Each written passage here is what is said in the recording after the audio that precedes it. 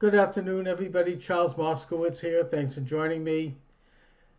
Is Sharia law consonant with the U.S. Constitution? This is an issue that was raised by then presidential candidate and now Secretary of Housing and Urban Development, Ben Carson, back in 2016 during the primaries. Um, and he basically stated that he did not believe that a Muslim should be elected president of the United States because Sharia law contradicts the Constitution. He later clarified that to say that he'd have no problem with a Muslim being elected if they were willing to reject or disavow Sharia law. So the question is he right? Is a Sharia law consistent with the Constitution? And now, at the time, he was vilified by many of the liberal elites who said that he had said something bigoted, putting aside the fact that he happens to be black, but this idea that he had something against Muslims. But really, it is they who have something against Muslims, I would argue, for their refusal to examine and criticize Sharia law. After all, it is Sharia law and Sharia compliant nations that oppress Muslims, and particularly women. It's actually a horror show for women in these nations.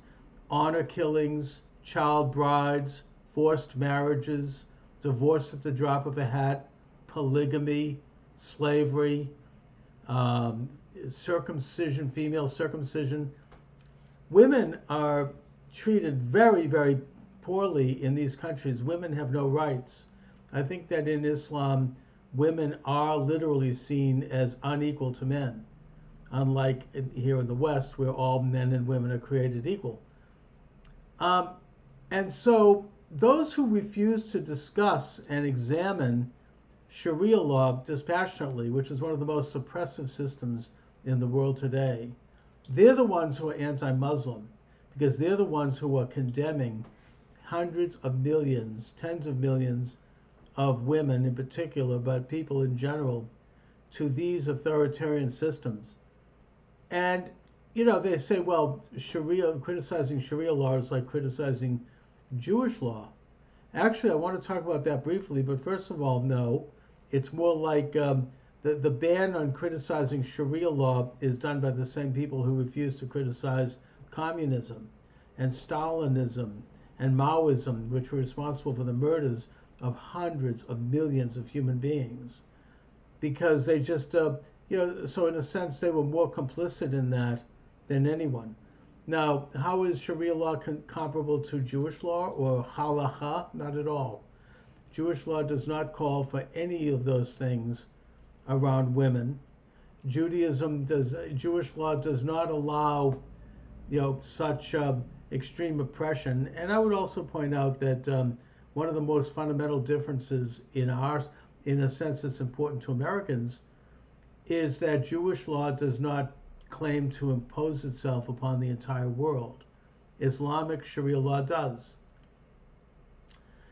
Islamic Sharia law includes jihad, which is unique to it. This idea that you have to engage in military conquest or subterfuge in order to create a one world government, so that imitates and mimics the one God in heaven, their perception of God, which they call Allah. And that to get there, all means are justified. In that sense, by the way, the Sharia compliant believers are similar to communism as well, which believes in ongoing revolution as a way to create a one world ant colony where everyone's de facto equal. Jewish law, on the other hand, halacha, only applies to Jews, and it's not forced. It's voluntary. If a woman doesn't want to live under halacha in an ultra Orthodox community, for example, she is free to leave, as are her family members. They can move to Tel Aviv, where there is very little effects of Jewish law. In other words, I mean, maybe I'm using a bad example here, and I say that with due respect to the Orthodox who I look to. But the point I'm making is that it's voluntary. You don't have to do it. You can leave Judaism. You can leave that particular Jewish community. You might have to deal with the pangs of ostracism, granted.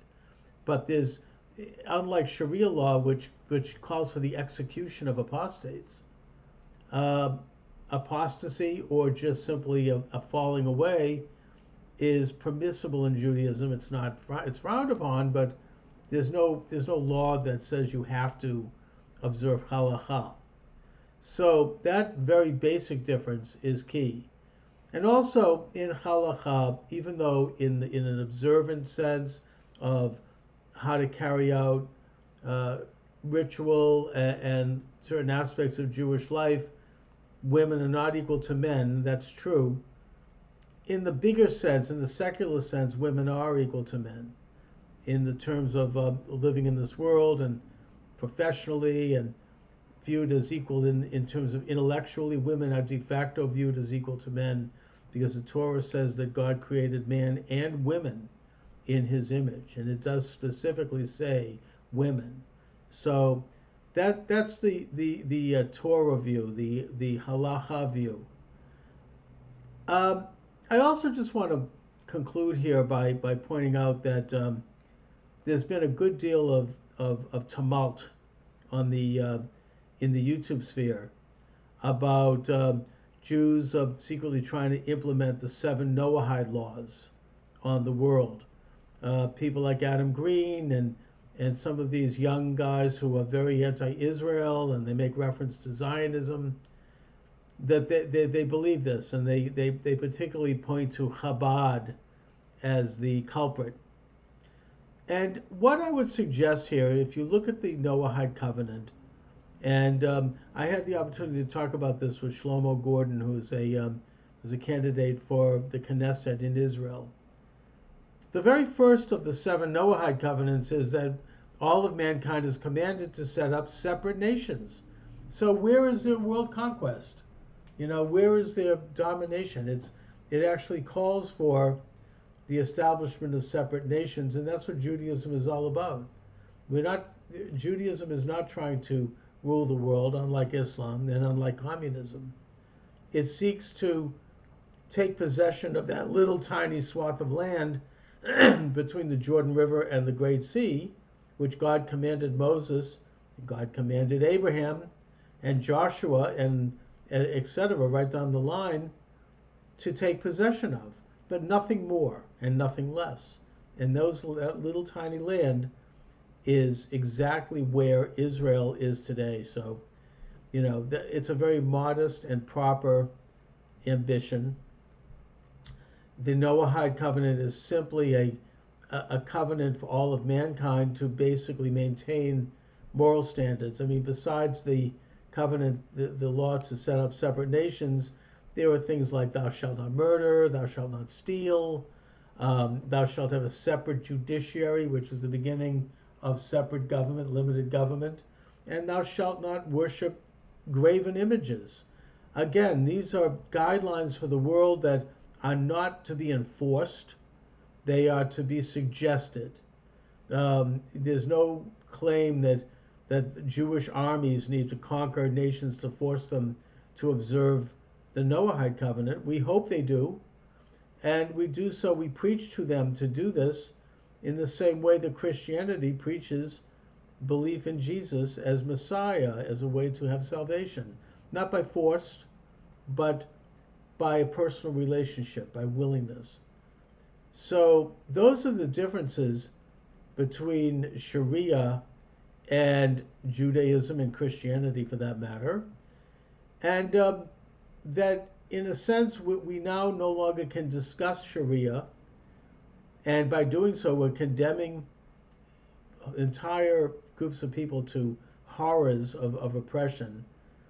And finally, Sharia is not compatible to the U.S. Constitution, which does not allow for such practices as honor killings and child brides and